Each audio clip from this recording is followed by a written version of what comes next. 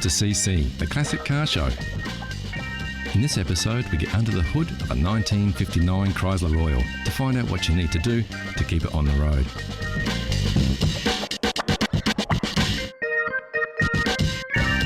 We take a much-loved English open-top roadster for a spin, find a classic of tomorrow for budding budget car buyers, and hop on the Pony Express for a top-down cruise, ×2.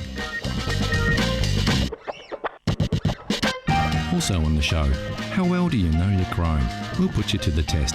We shop for a bargain or not, plus the big cat purrs as we cut to the polish on this beautiful heavyweight Jaguar Sports Classic.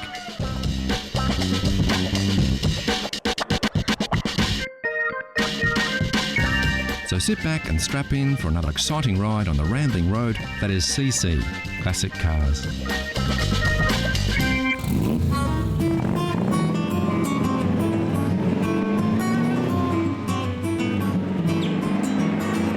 There's nothing quite like driving on the open road in a classic roadster, and the MGA ticks all the boxes.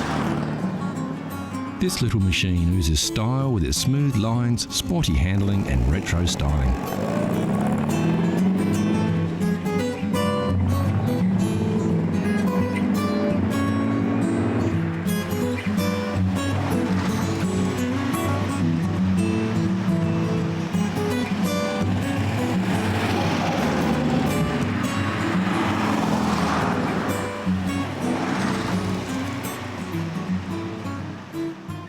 Over 103,000 MGAs were produced by the British Motor Corporation between 1959 and 1962. All but just over 5,000 stayed in England, with the other cars shipped across the globe. So many of these vehicles were sold abroad that to this day the MGA is still the most exported UK-built car.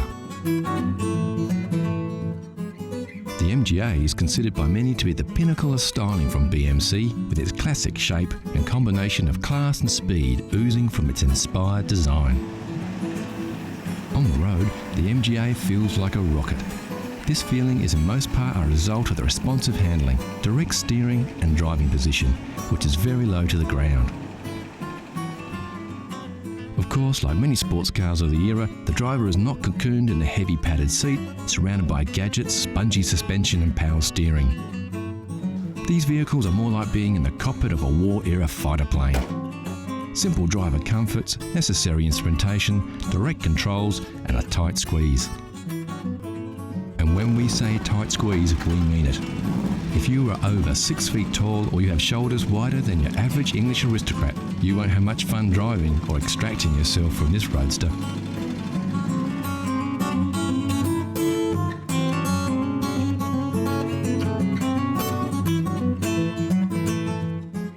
Like many sports cars of the era, a long graceful front end gives the impression there is a whole lot of motor under the hood.